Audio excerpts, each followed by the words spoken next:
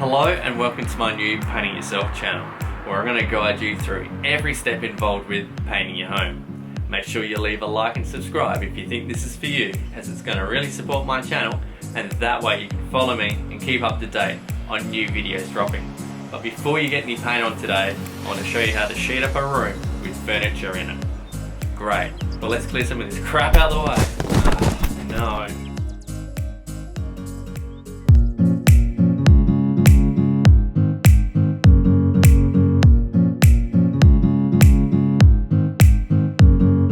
Hey guys, in this video I'm going to take you inside a lived-in home and show you how to move and cover up all this furniture.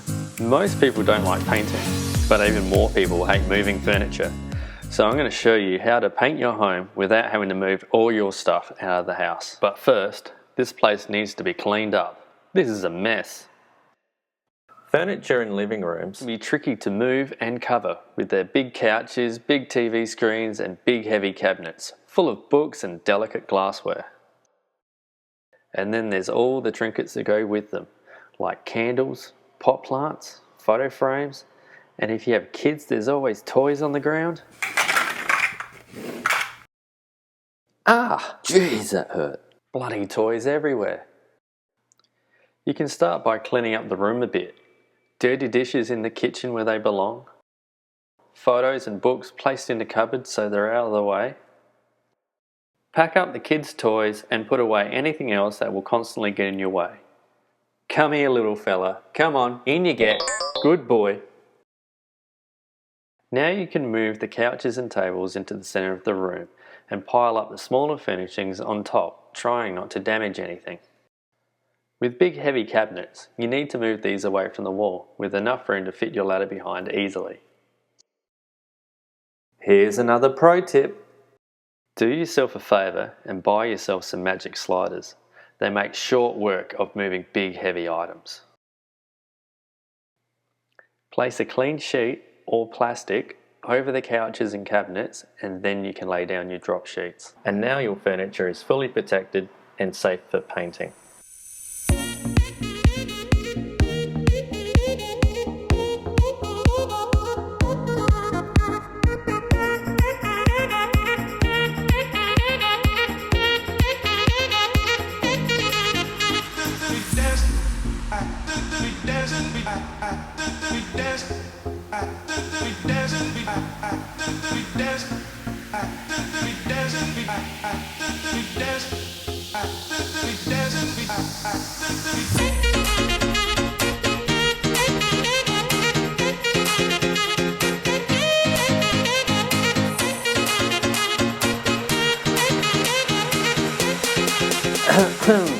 Anyway, moving right along.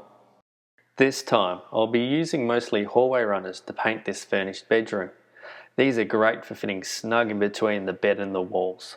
If you're only painting one wall, you can do this by pushing the bed and the furniture to the opposite side of the room. This will give you ample room to do your painting. What the heck is this? Ah!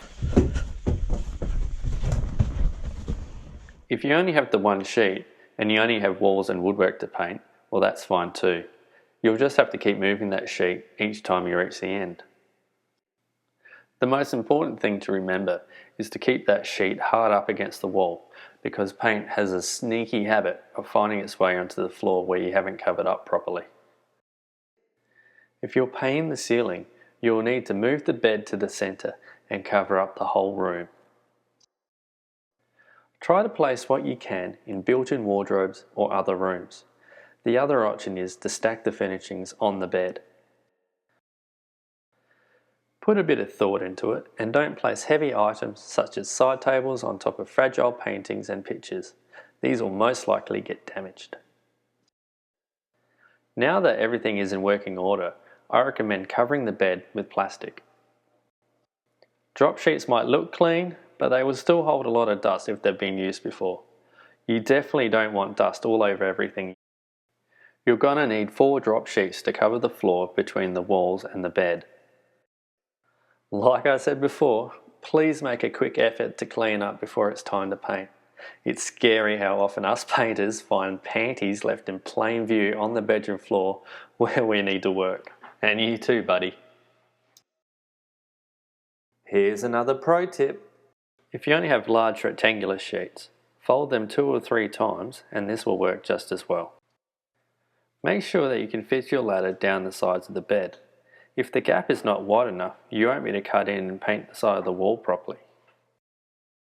Now that you've finished painting, take care in sliding off the plastic sheets.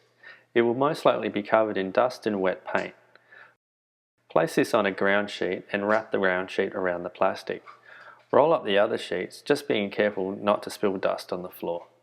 And that's how you sheet up a room with furniture.